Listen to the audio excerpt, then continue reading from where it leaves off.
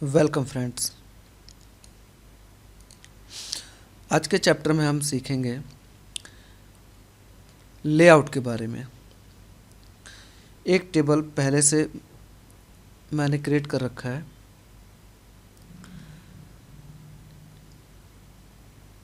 सबसे पहले सिलेक्ट,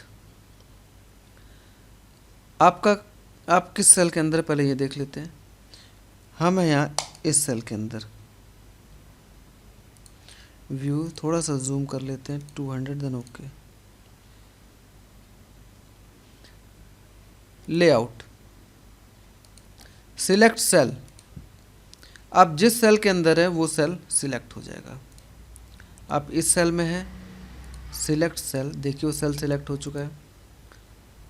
इसी तरह से सिलेक्ट कॉलम, आप जिस सेल के अंदर हैं वो कॉलम सिलेक्ट हो जाएगा। सिलेक्ट कॉलम, देखिए पूरा कॉलम सिलेक्ट हो चुका है। इसी तरह आप जिस सेल के अंदर है वो वाली पूरी रो सिलेक्ट हो जाएगी। सिलेक्ट रो, देखिए पूरी रो सिलेक्ट हो चुकी है। इसी तरह से अगर आपको पूरी टेबल सिलेक्ट करनी है देन सिलेक्ट टेबल, ये पूरी टेबल सिलेक्ट हो चुकी है। नॉर्मल 100 कर लेते हैं। इसके बाद है view grid line. View grid line को समझने के लिए पहले हमें ये ग्रिड लाइन नो बॉर्डर करनी पड़ेगी। वो कैसे होता है देखो मैं बताता हूँ।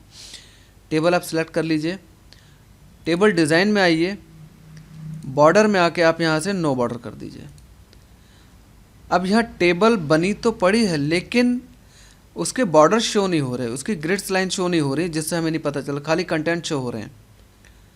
आप चाहते हैं कि वो ग्रिड लाइन शो हो जाए, सिलेक्ट एंड लेआउट में आके आप व्यू ग्रिड लाइन, देखिए हमें ग्रिड लाइन शो होने लगी। ये दोबारा से अगर आप हटा, देखिए शो और हाइड करने के लिए होता है व्यू ग्रिड लाइन।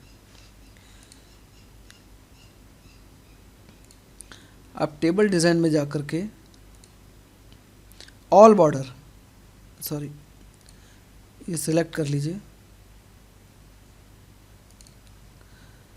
आप ये सिलेक्ट कर लीजिए, बॉर्डर में जाके ऑल बॉर्डर पे क्लिक करिए, ये बॉर्डर वापस आ जाएगा।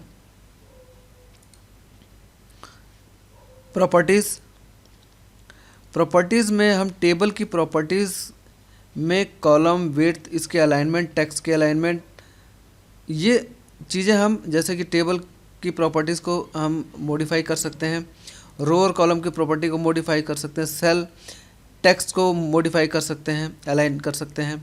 तो ये टेबल की प्रॉपर्टीज़ में होता है, इसके बारे में हम आगे पढ़ेंगे। ड्रॉ टेबल, जैसे कि मैं आपको पहले भी बता चुका हूँ कि आप ड्रॉ टेबल में पहले एक रेक्टेंगल बॉक्स क्रिएट करेंगे, उसके अंदर फिर आप रो और कॉलम बनाएंगे इस तरह से।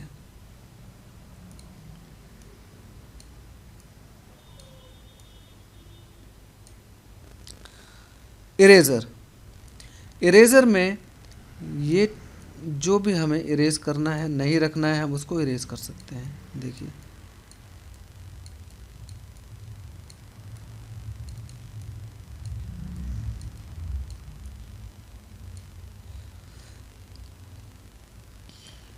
इसी तरह से डिलीट, सबसे पहले डिलीट सेल। इसको समझने से पहले हम ये देखते हैं कि हमारा कर्सर किस सेल के अंदर है। हम यहाँ 11 में रखते हैं कर्सर को। Delete cell, shift cell left, हम जिस सेल के अंदर हैं वो सेल डिलीट हो जाएगा, बाकी राइट साइड वाले सेल हमारे लेफ्ट में शिफ्ट हो जाएंगे। जैसे ओके करते ही ये देखिए 11 वाला सेल डिलीट हो चुका है, उसकी जगह 15 ने ले ली, 19 ने ले ली, और ये सेल देखिए आपका खाली हो चुका है। कंट्रोल जेड या अंडू कर सकते हैं आप यहाँ से।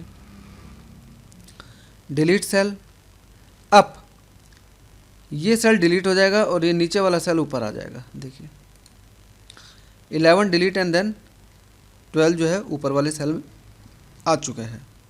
Control Z. Delete cell, delete entire row, अब जिस सेल के अंदर है वो पूरी रो डिलीट हो जाएगी। 3, 7, 11, 15, 19 वाली पूरी रो डिलीट हो जाएगी। देखिए कंट्रोल जेड। इसी तरह से डिलीट रो सेल्स के अंदर डिलीट कॉलम, अब जिस सेल के अंदर है वो पूरा कॉलम 9, 10, 11, 12 वाला पूरा कॉलम डिलीट हो जाएगा। ये देखिए कंट्रोल जेड, यही चीज़ दोबारा रिपीट हो रही है, डिलीट कॉलम एंड डिलीट रो। आप डिलीट कॉलम करेंगे 9, 10, 11 वाला पूरा कॉलम डिलीट हो जाएगा। डिलीट रो करेंगे तो 3, 7, 11, 15, 19 वाली पूरी रो डिलीट हो जाएगी। डिलीट टेबल में पूरी टेबल ही डिलीट हो जाती है। Control Z. Insert above, friends insert above में अबव का मतलब ऊपर, इंसर्ट का मतलब लेना बीच, मतलब हम इसके ऊपर एक ब्लैंक रो ले सकते हैं। जैसे आप इंसर्ट अबव पे क्लिक करिए, आप जिस सेल के अंदर है उससे ऊपर एक देखिए ब्लैंक रो आ गई। मैं 11 में था तो 11 से ऊपर मुझे देखिए ब्लैंक रो मिल गई।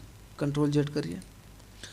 इसी तरह से इंसर्ट बिलो, आप जिस सेल में, मैं 11 में हूँ, इससे नीचे एक रो मिलेगी, इंसर्ट बिलो, देखिए मिल गई। इसी तरह से इंसर्ट लेफ्ट, आप जिस सेल के अंदर हैं उससे लेफ्ट में आपको एक कॉलम मिल जाएगा। आप 11 में थे, इससे लेफ्ट में आपको एक ब्लैंक कॉलम मिल गया है। कंट्रोल जेड या अंडू। इसी तरह इंसर्ट राइट, देखिए इस 11, 11 वाले सेल से राइट में हमें एक कॉलम मिल गया है।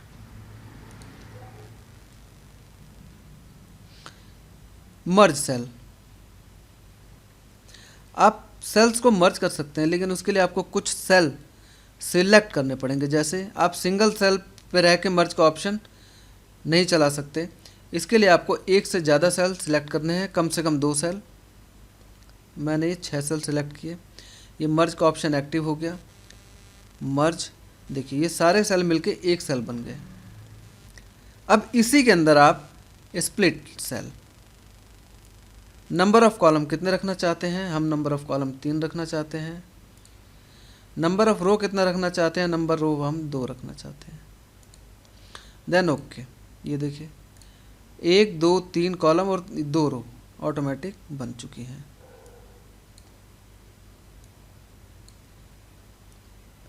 स्प्लिट टेबल, आप टेबल को भी अलग कर सकते हैं। जैसे आप कर्सर को यहाँ पे रखिए सेल, इस सेल में जिसमें 3 लिखा हुआ है, स्प्लिट टेबल, देखिए यहाँ से टेबल अलग हो चुकी है। ओके फ्रेंड्स, इससे आगे का हम अगले चैप्टर में समझेंगे। अभी फ़िलहाल यहीं तक, मिलते हैं नेक्स्ट चैप्टर में। Thank you.